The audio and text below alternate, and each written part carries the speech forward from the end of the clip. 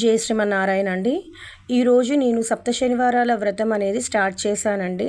మార్నింగే లేచి ఇల్లంతా క్లీన్ చేసుకొని ఆ తర్వాత దేవుని విగ్రహాలన్నీ క్లీన్ చేసుకున్న తర్వాత నాకున్న బడ్జెట్లో నేనైతే ఈ విధంగా పూజ అనేది స్టార్ట్ చేశానండి. స్వామివారికి ఫస్ట్ మనమైతే పిండి దీపారాధన అయితే చేయాలి కదండి. నేనైతే బియ్యం పిండి అలాగే బెల్లము అలాగే కొంచెం అంత పాలు ఇవన్నీ కలిపేసి కొంచెం ఇలాచీ పౌడర్ వేసి ఇగో నేను వీడియోలో చూపిస్తున్నాను చూడండి.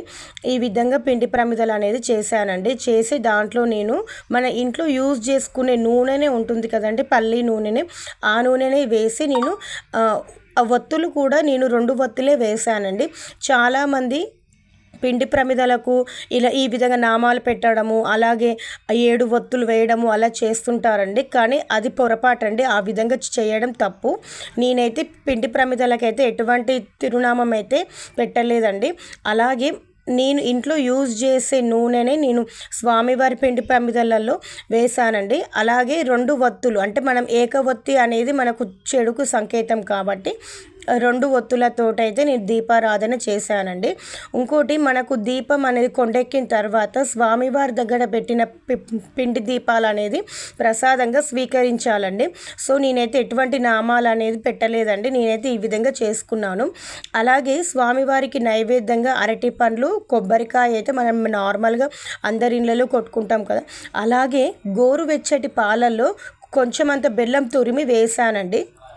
నాకున్న చిన్ని బడ్జెట్లో అయితే నేను ఈ విధంగా చేసుకున్నానండి. అలాగే చాలామంది అనుకుంటారు సప్త శనివారాల వ్రతం అంటే మనం చాలా హంగులు ఆర్భాటాలు చేసుకోవాలి, చాలా ఖర్చు పెట్టాలి అనేసి ఇవి డబ్బులు కూడా విచ్చలవిడిగా ఖర్చు పెడుతుంటారండి. స్వామివారికి కావాల్సింది భక్తి, శ్రద్ధ అండి, అంతకుమించి ఏమీ లేదు. నేనైతే స్వామివారి మీద ఉన్న నమ్మకం అంతా నేను ఈ విధంగా చూపిస్తున్నానండి. నాకైతే అయిన ఖర్చు మొత్తం తిప్పి కొడితే ఒక 100 రూపాయలు కూడా కాలేదండి. తమలపాకులు అలాగే తులసి మాల, చామంతి పూలు, గులాబీ పూలు, అంతేనండి, అరటి పండ్లు, ఇవేనండి నేను మొత్తం స్వామివారికి అయితే ఖర్చు పెట్టింది. నాకున్న బడ్జెట్లో పెట్టానండి. మీరు కూడా మీకున్న బడ్జెట్లోనే స్వామివారి పూజ అనేది స్టార్ట్ చేసుకోనండి. మనకు ఎప్పుడు వీలైతే అప్పుడు, కానీ శనివారం అయితే కంపల్సరీ ఉండాలండి.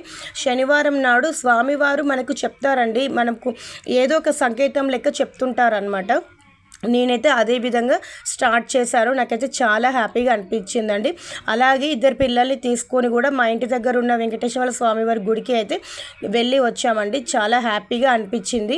మొత్తం ప్రదక్షిణలు అయిపోయిన తర్వాత ఇక్కడ రావి చెట్టు కింద కూర్చున్నామండి, నేను 2 పిల్లలు. ఎందుకో అండి ఆ రోజు అయితే చాలా పీస్ఫుల్గా ఉందన్నమాట. ఇల్లంతా ఒక కళ్ళతోటి నిండిపోయినట్టు అనిపించింది. స్వామివారి దగ్గర పెట్టిన దీపారాధన అది నాకైతే చాలా హ్యాపీగా అనిపించిందండి. నేనైతే ఒక సంకల్పం చేసుకొని అయితే ఈ సప్త శనివారాల వ్రతం అనేది స్టార్ట్ చేశానండి.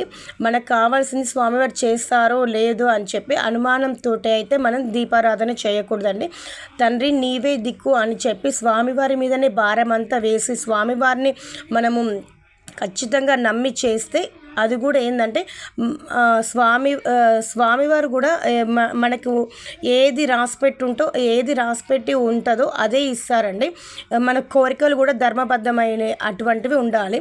సొంత ఇల్లు, వివాహము, ఆ తర్వాత అప్పుల బాధ, ఇవన్నీ ఇటువంటి సమస్యలు అనేది ఉంటే మనకు ఖచ్చితంగా స్వామివారు అనేది ఏదో ఒక విధంగా అయితే మనల్ని ఆదుకుంటారండి. నేనైతే స్వామివారి గుడికి అయితే వచ్చానండి. అక్కడ స్వామివారి దేవాలయంలో ఉప ఆలయాలు కూడా ఉన్నాయండి. శివుని ఆలయము, అలాగే నవగ్రహాలు, మార్కండేయ స్వామి, ఆ తర్వాత లక్ష్మీదేవి నిలయము అని చెప్పి చాలా టెంపుల్స్ ఉన్నాయండి. అంటే ఒక్క దేవాలయంలోనే ఇవన్నీ ఉప ఆలయాలు ఉన్నాయన్నమాట. చూడండి, నేను మీకు లోపలికి తీసుకెళ్ళి కూడా నేను చూపిస్తాను.